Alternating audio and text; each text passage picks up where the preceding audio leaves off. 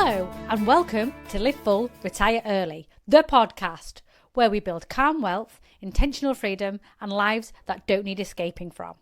We have real conversations with real people, just like you.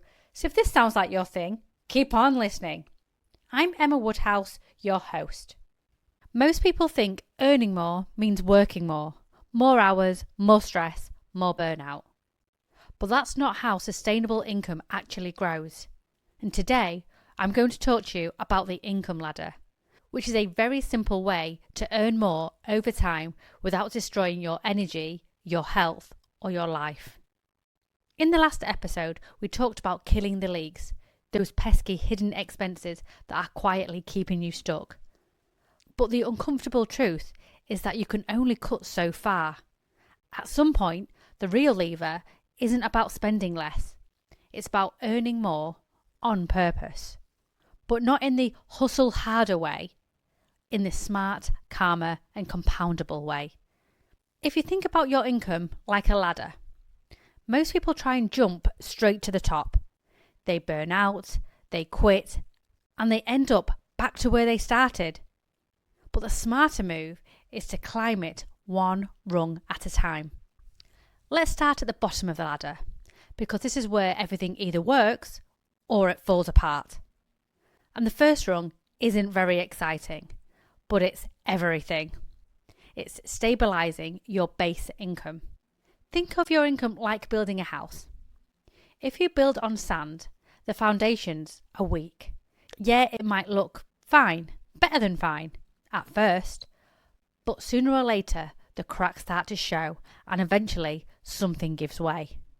But build the same house on solid ground with solid foundations and it will stand there for generations. And your income works the same way. If your base is unstable, if your income is unpredictable, if your position is fragile, if you're constantly worried about the next month, then every extra thing you try and build will just add stress. Side hustles feel risky. Opportunities feel like pressure. Growth feels exhausting instead of exciting. And this rung is about making your base boring and reliable. I know that won't appeal to a lot of people, but it's something you've got to go through to become financially strong. It's about doing your job well, becoming harder to replace, reducing risk in your life, increasing predictability in your income. Not because it's glamorous, but because it gives you something solid to build on. But let me be clear, this rung doesn't make you rich. It's not supposed to. But what it does give you is breathing room. And breathing room is what makes every next move calmer and smarter. I saw something online recently which perfectly describes what I'm talking about. Your 9 to 5 funds your survival. Your side hustle, also known as your 5 to 9, funds your freedom. And your freedom isn't built in one massive leap. It's built in strategic layers. So once your foundation is solid, you can move on to the next rung, which is increasing your hourly value. Notice I say value and not rate. So this is increasing your hourly value. So the next question isn't, how do I work more? It's, how do I make my time worth more? This is where most people stop thinking in hours and start thinking in impact. Most advice about earning more sounds like this.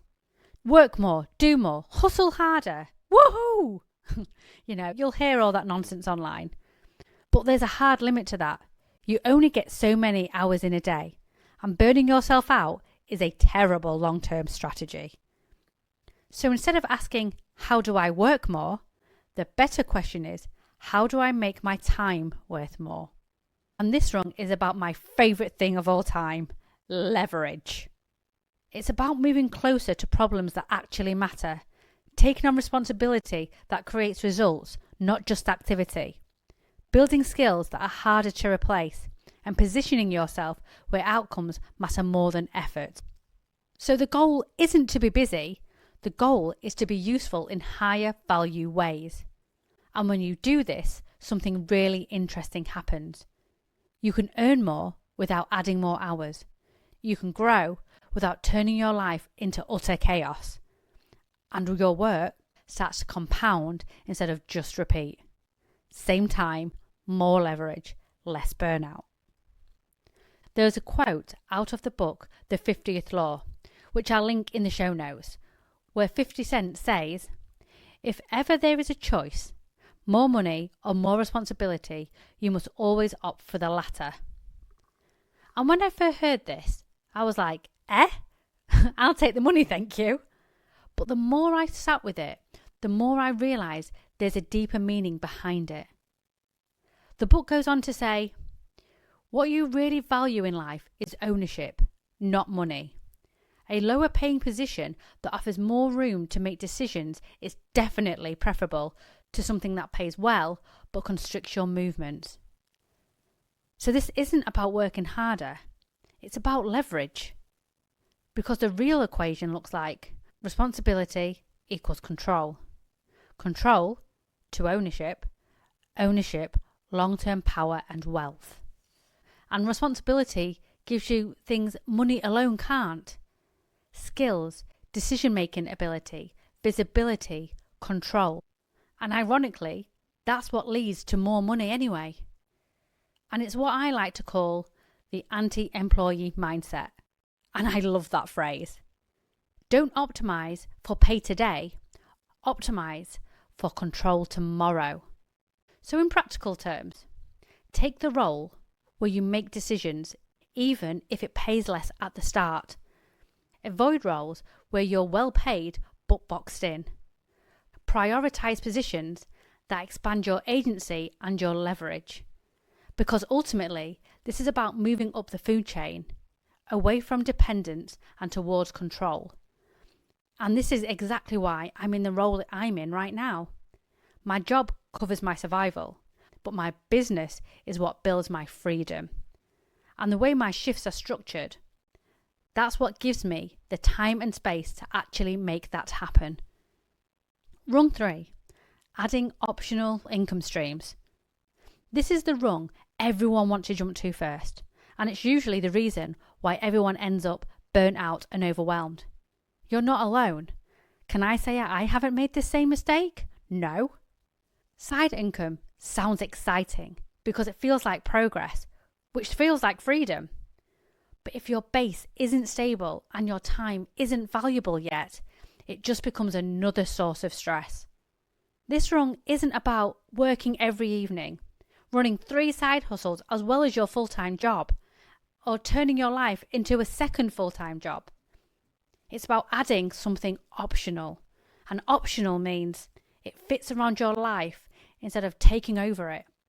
If work gets busy, it doesn't break you. And if you miss a week, nothing collapses. And this is where you can start experimenting. Oh, I love running experiments. I love being surprised by what comes up during the process. Because most of us, including myself, think we know how a certain situation will pan out. Before it's even happened, we suddenly become Mystic Meg and we know what's going to happen in the future. Only people who live in the UK from the 90s will know who Mystic Meg is.